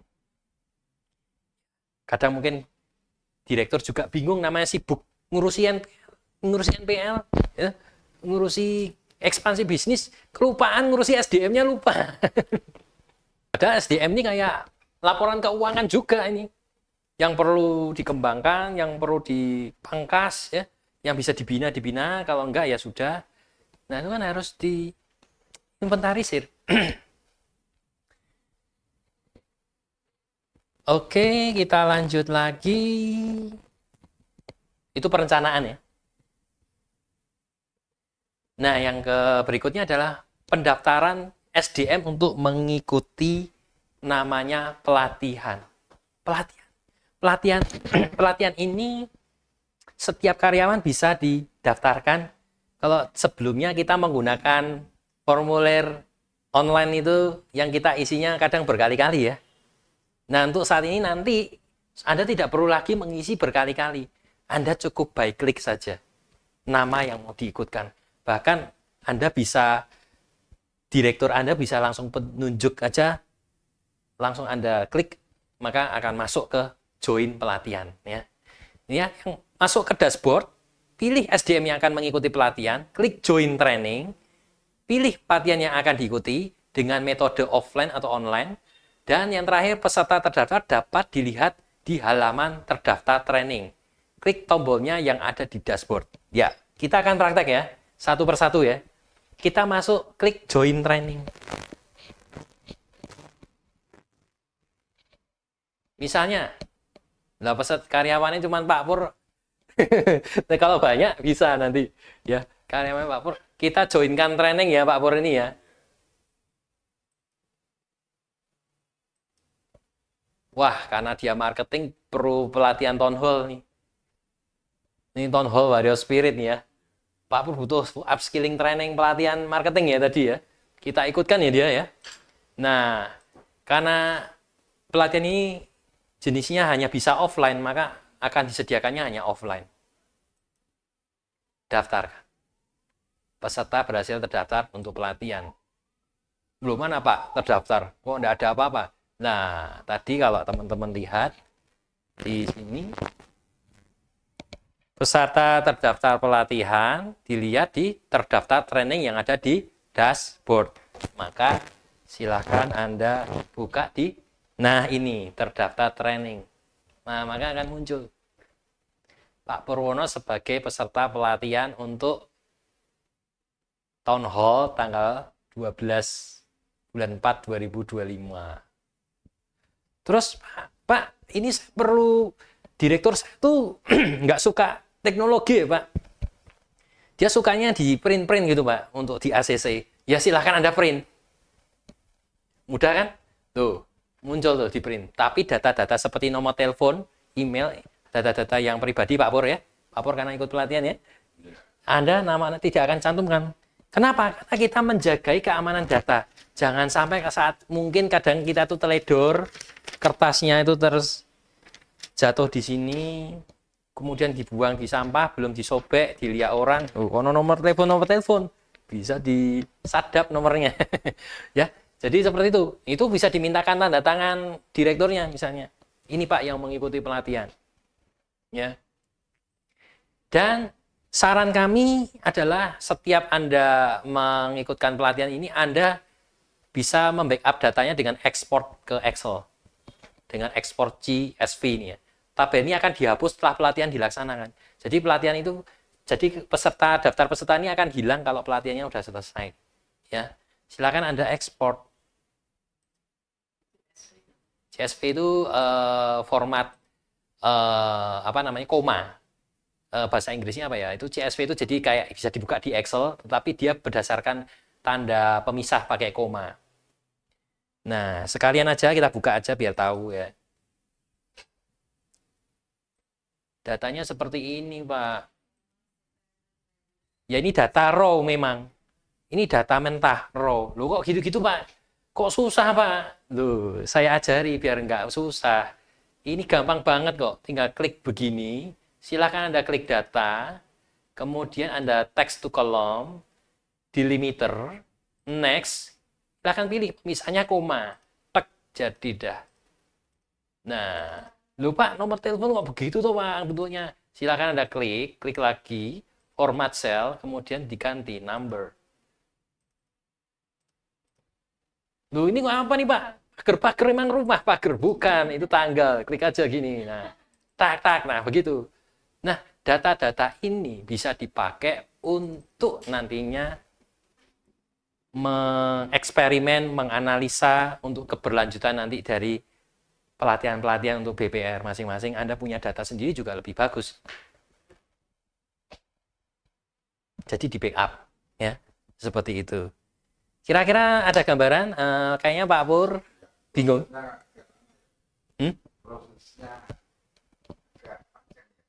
Tidak panjang, karena itu memang data mentah, ya, yang bisa diproses lebih lanjut. Kalau di fotografi itu file raw. Oh, Bu Indah mau tanya apa tadi? Oh, cara ekspor ya, boleh.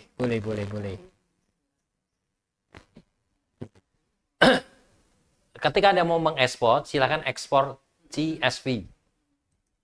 Nah, itu kan muncul di sini. Ya, muncul di sini kan download itu ya. Anda klik. Maka saya tunjukkan aja biar gampang. Maka di folder download kan muncul nih. Kita buka. Nah, kan seperti ini. Ini file mentah. Kita bikin, kita klik selnya. Karena semua selnya ada di A ini semua. Kalau di B kosong. Sel A ini kita proses dengan data, kemudian text to column, kemudian ada, oh enggak apa-apa, boleh pelan-pelan enggak apa-apa. Besok kalau pelatihan asli agak pelan-pelan. Ya. Enggak usah enggak apa-apa. Karena kalau pelatihan asli memang harus lebih intens ya, karena ini memang level up saya buat lebih simpel. Masuk ke di Excel ini ada data, kemudian ada text to column, dari teks menjadi data kolom, ya Pak Pur ya. Tolong tadi mungkin bisa sambil diperhatikan juga, dicatat, ya, supaya tidak merasa kok rumit ya, karena belum dijalani. Kalau Anda jalani, ini orang-orang yang biasa pegang data mudah seperti ini. Text to column. Nah, di sini ada delimiter atau pemisah. Oh, delimited. Ya, sorry, delimited. Delimited characters such as commas or tab separate each field, yang memisahkan. Ya, kalau kita lihat ini kan, sorry ya. Kita lihat pemisahnya apa itu? Koma kan? Nah, maka delimited. Kita next. Kita pilih koma. Kenapa kok koma, Pak? Lah ini kan koma. Itu pemisahnya kan koma, Pak. Nah, itu nih tak tutupi ini. Nah, itu koma. Kemudian saya next. Saya finish. Maka sudah jadi. Next lalu finish. Loh, Pak, kok datanya gini lagi, Pak? Kenapa ini nomornya jadi tidak karuan? Saya nggak bisa telepon dong. Mudah, cukup klik selnya, klik kanan, format cell. Saya ulang lagi aja kalau bingung. Klik selnya, seluruh selnya yang di E itu.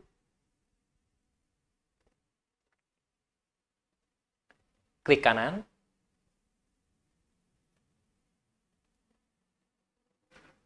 Format cells. Kalau saya terlalu cepat bilang ya. Kadang saya nggak sadar. Kemudian di sini ada kategori.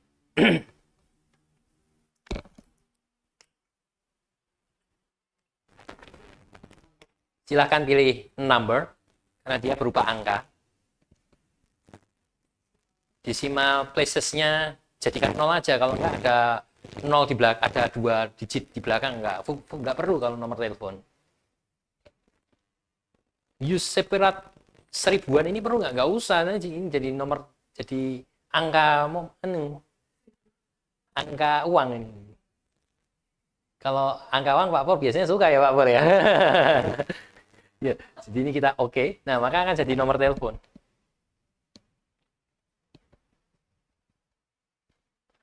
Tentunya perlu kita save, kalau nggak nanti ngulang lagi dari depan.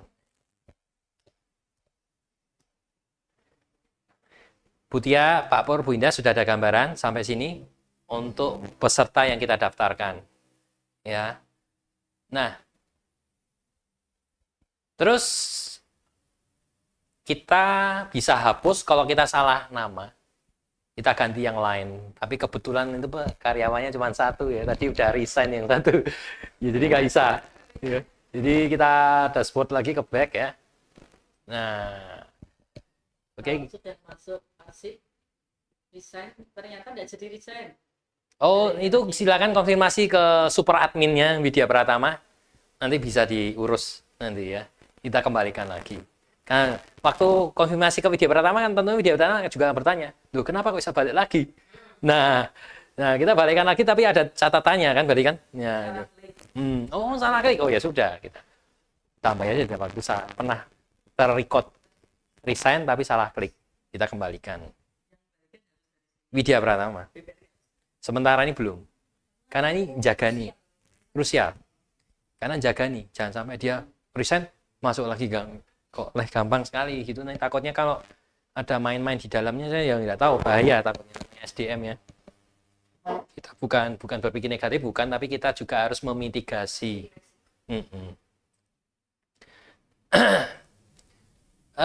Sudah terkait training ya. Masih semangat nih? Oke, apa kabarnya? Solid dan maju. Oke, kita lanjut lagi. Nah, data X SDM sumber daya manusia yang telah keluar bisa menyajikan informasi pegawai yang sudah tidak aktif, yang sudah diarsipkan dari unit kerja BPR. Tadi sudah sempat kita praktekkan ya. Kalau sudah masuk di arsip, maka di sini tidak akan ada dan adanya di X SDM. SDM ini perlu juga penting untuk kita bisa mengaca dari histori ini. Kenapa sih kok ternyata kita banyak orang yang mundur? Kita bisa lihat kenapa sih orang-orang sering mundur. Nah, ketahuan nih. Kayaknya tata kelola kita kurang baik. Bisa jadi kan. Kita harus perbaiki tata kelola kita. Di sini. Atau bahkan dihubungi sama SDM dari perusahaan lain, kita bisa punya datanya. Oh iya, kita punya karyawan namanya Demo 5 dulu. Ya. Dia mundur dadak, nggak tahu, nggak ada infonya. Nah, kita lihat, ternyata nih baru masuk tanggal ini, keluar tanggal ini. Waduh, tanggal lahirnya, waduh maaf ini. Ternyata Gen Z yang malas ini. Loh, nggak semua Gen Z seperti itu loh ya. Tapi ada beberapa Gen Z yang mungkin dia butuh di upskilling. Ya.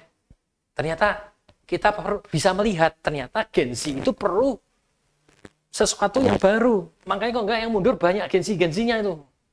Nah, gimana caranya? Nah, kita bisa tahu dari mapping ini. Ya. Harapannya seperti itu ya. Kemudian lanjut ITES Norek generator. Waduh, apalagi nih, Pak? Nah, kita nanti ke depannya kalau saya ada kesempatan lagi dan boleh memberikan training terkait tes online yang kita ada ini ya. Mungkin beberapa sudah pakai, cuman beberapa masih ada yang belum dan mungkin belum tahu. Nanti kita tuh punya namanya tes online namanya ITES Gen 2 sekarang. Itu free buat BPR kita ya. Jadi sebenarnya dimanfaatkanlah itu. Kita dapat data sangat detail nanti untuk men-tracking, untuk menjaga supaya SDM kita itu dan data dari hasil tes itu bisa untuk wawancara nantinya. Seperti itu ya. Nah, ITES generator, Norek generator itu kan nomor registrasi itu harus khusus dan unik. Kalau enggak bisa. Ya, asal-asalan masukin. Kalau yang zaman dulu Gen 1 masih bisa ngawur. Kalau yang Gen 2 udah enggak bisa, langsung ditolak. Ya. Nah, masuklah ke ITES Norek. Nah,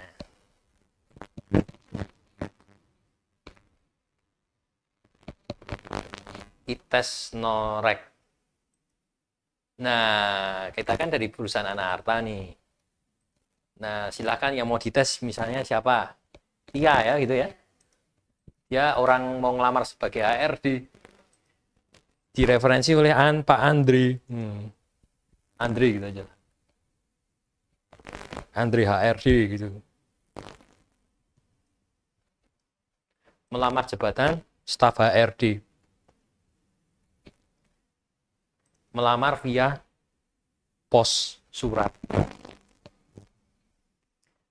Tanggal tes itu nggak boleh hari ini langsung ya, mendadak banget. Karena jadwal tes itu hanya bisa sampai jam 12.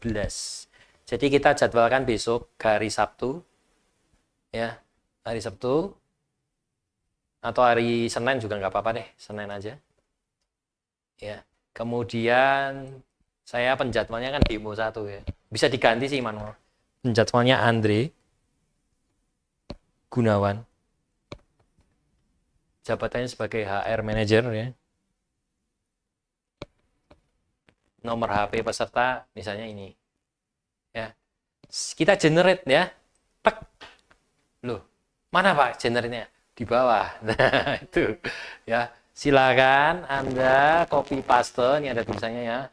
Copy paste, tut. Masuk ke sini, klik WhatsApp-nya, tes. Karena nomor tadi yang saya masukkan nomor saya sendiri ya, sebagai contoh. Oh, di sini. Tes. Nah. Oh, enggak kelihatan ya di sini ya.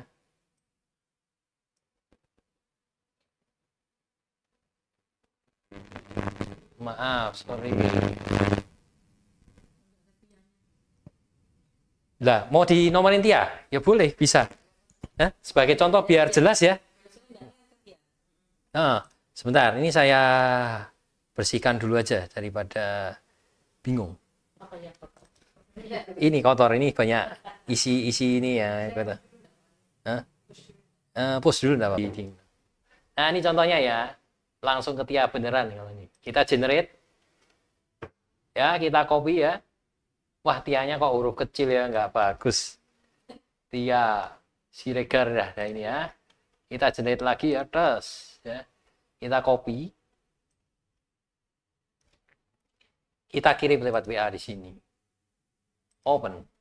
Nah, kita klik sini. Tes. Nah, maka akan masuk. Anda mendapatkan norek khusus yang ada referensinya Andre HRD. Maka kita akan tahu dia adalah referensi dari Andre HRD. Jadi kita bisa langsung tanya, ya Pak Pur ya. Langsung tanya, Pak Pur. Kalau itu tanya Pak Pur misalnya HRD-nya tanya ke saya, Pak Andre, Tia Siregar itu orangnya gimana? Meskipun baru dites. Oh, itu buat masukan buat kita nantinya. Nah, itu. Nah, nanti untuk tes online-nya nanti kalau ada sesi berikutnya mungkin kalau ada kesempatan akan saya terangkan untuk i-tesnya itu ya. Sementara kita fokus ke MSS ini. Sampai sini sudah ada gambaran, Bu Indah, Pak Pur, Tia. Nah, di situ diterangkan kalau ini sudah saya terangkan tadi ya, lamaran via apa? Kalau pos ya pos, email ya email, job street ya job street. Kemudian tanggal tes itu disarankan H+1 ya di hari kerja karena server ITES hidup di jam 8:30 sampai jam 12 di hari kerja. Klik generate nomor registrasi maka akan muncul undangan di bawah inputan. Copy undangannya, klik link nomor WA dan paste di undangan tadi di WA yang orangnya yang kita daftarkan pesertanya itu. Maka akan masuk ke nomor handphone ya. Oke, kita kembali ya. Waduh, sorry. Nanti kita perbaiki sistemnya. Nah, untuk bagian ini sudah komplit semua ya kita terangkan. Kira-kira ada yang mau ditanyakan dulu?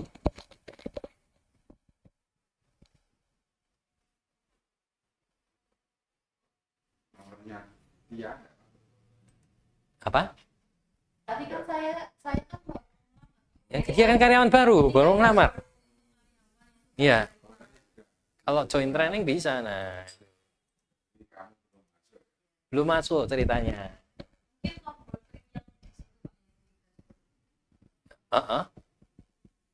Oh iya, tombol print di dashboard ini juga prinsipnya sama. Jadi ini bisa memfasilitasi yang tidak suka digital masih kita fasilitasi supaya dapat dicetak, tapi kita tetap menjaga kerahasiaan data ya, nomor handphone, NIK akan kita rahasiakan di situ. Sehingga kita bisa terbantu memapping dengan tulisan-tulisan misalnya coret-coret gitu ya. Untuk yang suka pakai kertas itu masih bisa.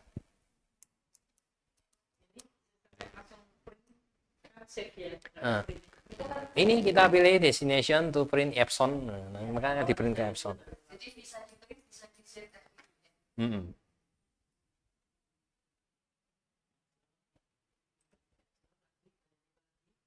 Yang apa? Print. Ini pilih Epson. Kita print maka akan keluar dari sini ya. Dari printer kertasnya sekaligus cetakannya. Dan data ini tanggalnya selalu update ya. Jadi kalau Anda ngeprint ya ada tulisannya tanggalnya ini. Berdasarkan tanggal hari ini. Sampai sini ada yang mau tanyakan? Any question? Join training adalah orang yang mau ditrainingkan. Nah itu. Terdaftar training setelah di-join training, daftar yang sudah di-joinkan siapa saja bisa dilihat. Bukan? Oh. Saya nangkep maksudnya Bu Indah. Ya. Jadi gini Bu Indah, saya terangkan lebih gampang gini. Kita waktu karyawan baru, kita melihat ada karyawan yang butuh di-trainingkan karena Widya Pratama mengadakan training, kita joinkan training. Join training itu gabung ke training itu. Join, daftar ke training. Kalau dulu kan pakai Google Form. Kalau sekarang nggak usah ngetik-ngetik nama lagi. Cukup sekali nulis namanya sekali, tetapi bisa diklik hanya milihin pelatihannya mau apa. Jadi maksudnya saran trainingnya bukan. Oh, saran. bukan. Sudah masuk didaftarkan. Didaftarkan. Kalau saran training upskilling namanya. Upskilling dimasukkan di track record. Ini butuh upskilling pelatihan ini. Upskilling itu yang saran untuk training. Kalau mau dijoinkan di training, join training. Kalau mau dijoinkan training, join training, gabungkan training. Terdaftar training itu. Terdaftar training setelah dijoinkan training, maka data yang terdaftar adalah di sini. Antara itu baik itu tadi. Belum nangkap ya? Upskilling jelas. Saya hapus saja ya, biar mudeng ya. Nah, kita kembali ke contoh seperti ini. Nah, Pak, kita sebagai HRD nih contohnya. Pak Pur punya upskilling butuh tentang tadi ya, tentang marketing, pemasaran. Kita ngelihat di sini, wow, dia butuh tentang marketing ini, ya. Nah, pas ada pelatihan marketing juga katanya, town hall ini marketing loh. LPPM bikin pelatihan town hall, maka kita joinkan. Kita dapat info, joinkan pelatihan town hall. Nah, klik Supaya terdaftar, langkah. Terdaftar itu join itu. Nah, dijoinkan upskilling. Betul. Dijoinkan sudah terdaftar. Nanti kalau itu sudah terdaftar, sudah mengikuti hilang. Sudah terdaftar, sebentar. Nah, ini menarik nih. Bagus ini pertanyaan Bu Indah. Nah, kan sudah terdaftar masuk di terdaftar training. Di situ terus muncul tulisannya ya. Nanti akan dihapus hilang ya. Betul? Oke, sekarang kita sebenarnya ada khusus super admin yang dimiliki oleh Widya Pratama. Ketika Anda sudah mengikuti pelatihan ini, maka akan dihapus, maka akan masuk ke track record otomatis. Tapi saya agak di-cut ya, maaf ya di-cut ya. Tutup dulu. Ya, tadi sebagai super admin sudah sebagai LPPM sudah melihat bahwa orang itu memang mengikuti pelatihan, maka orang yang terdaftar di pelatihan itu kalau pelatihan sudah selesai hilang di sini. Nah, terus kemana Pak? Masuk ke track record otomatis.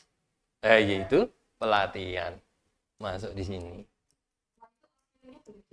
Upskilling ini nanti kita akan rapatkan bersama. Mau perlu dihapus atau tetap di situ. Kalau dihapus artinya sudah kita eksekusi. Widya Pratama sudah eksekusi berarti dihapus. Ya, gitu. Silang tuh menghapus.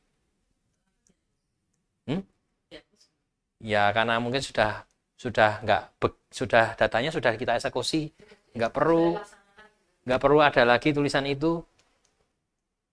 Kecuali yang ini ya, penghargaan atau apa ya jangan dihilangi tuh. Mosok dihilangi punya penghargaan.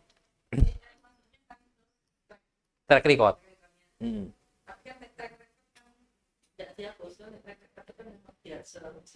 Harusnya seperti itu. Karena harusnya seperti itu, cuman kadang mungkin namanya human error, kadang waduh salah aku, tanggalnya salah, diulang lagi ya Pak ya. Ya tak hapus dulu, diganti sing anyar. Itu ya. Iya.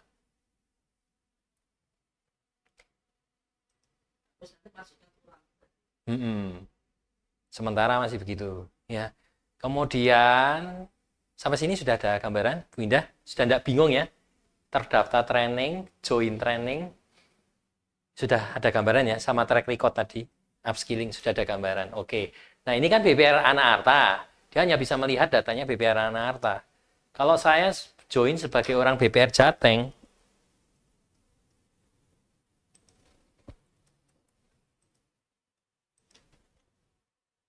ini join sebagai orang BPR Jateng ya.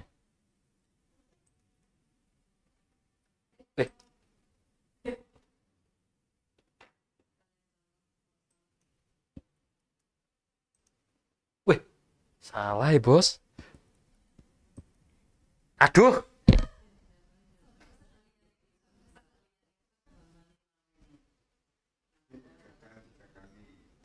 Langsung masuk lupa, langsung bisa tertolong toh. Ya bisa, tapi butuh proses ya, tunggu. Enggak apa-apa. Sekalian ya. 5 menit baru masuk lagi. Atau 5 menit baru masuk lagi. 5 menit masuk lagi ya, sebentar ya. Jadi ada 2 Aduh. cara. 5 menit masuk lagi atau kirim email, lupa pin. Enggak, ini memang harus kirim email. Emailnya apa saya lupa ya, Widya Pratama mungkin ya. Ya. Ya wis terus saja dulu. Nah kalau saya menjadi HRD-nya BPR lain yang ada di Jawa Tengah, maka saya juga hanya bisa mengakses melihat peserta yang ada di BPR ini. Nah ini kalau karyawan baru muncul orang baru ini, ya ini bisa di short juga, yang ada huruf tebelnya itu bisa di short semuanya. Nah kemudian saya mau mendaftarkan pelatihan. Nah pelatihan akuntansi dasar atau public speaking ya. Nah kalau yang di daerah Jawa Tengah nggak akan muncul online, munculnya offline semua. Karena Jawa Tengah sama Jawa Tengah kok online, bisanya offline. Termasuk apapun ini offline semua munculnya. Oh kecuali kalau pelatihan itu didesain secara online, seperti kemarin Pak Paulus itu ya, maka bisa online. Ya seperti itu. Kira-kira seperti itu. Kalau di BPR yang Anaarta bisa offline, bisa online nanti. Itu karena kayak di Bali mungkin terbatas ya, dia bisa online. Prinsipnya sama ya, semuanya masih sama.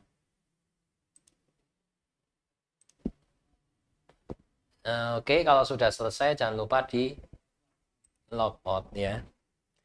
Oke.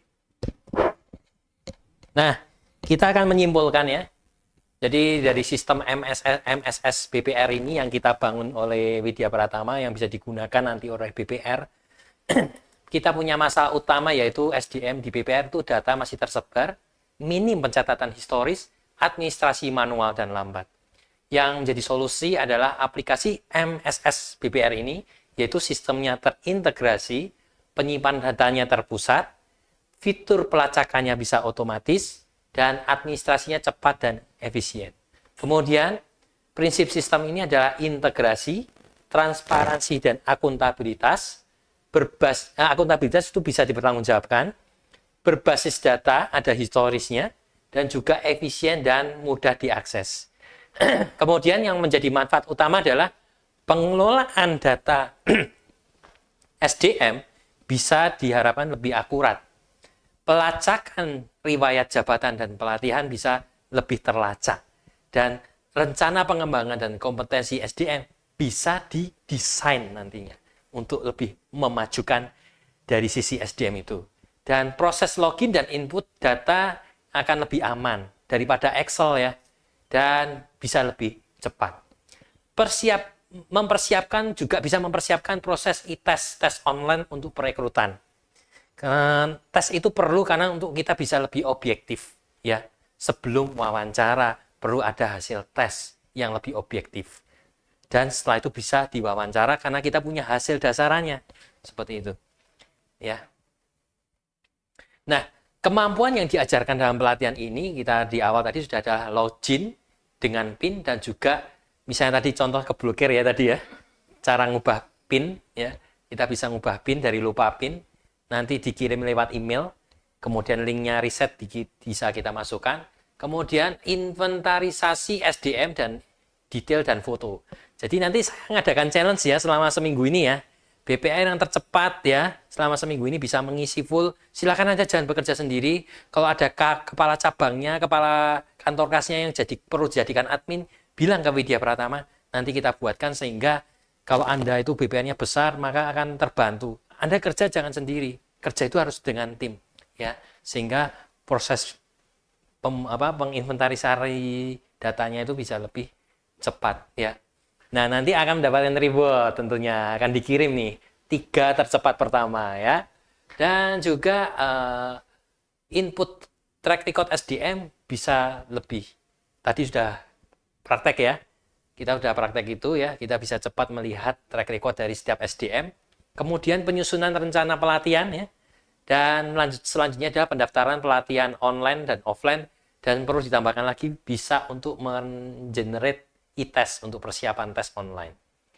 Kemudian harapan implementasi adalah memanajemen sumber daya manusia BPR lebih modern ya, karena kita sudah berubah ke era informasi, maka kita harus mengikuti. Kalau enggak kita akan tergilas oleh zaman, kita akan ketinggalan, dan kita juga bisa usang nanti takutnya. Kita harus mengikuti dengan bekerja lebih cepat dengan proses yang seperti ini. Kemudian proses terukur dan akuntabel ya harapannya. Dan kinerja SDM BPR diharapkan nantinya meningkat. Dan yang terakhir, BPR bisa siap bersaing di era digital saat ini. Ya. Dan akhir kata kami dari LPPM Widya Pratama mengucapkan, we are small but we must think big. Kita mungkin kecil, tapi marilah kita berpikir besar. Karena bisa jadi nanti kita bisa jadi. Mungkin saja dengan pertolongan Tuhan Yang Maha Esa kita nantinya bisa menjadi besar juga. Tepuk tangan untuk kita semuanya.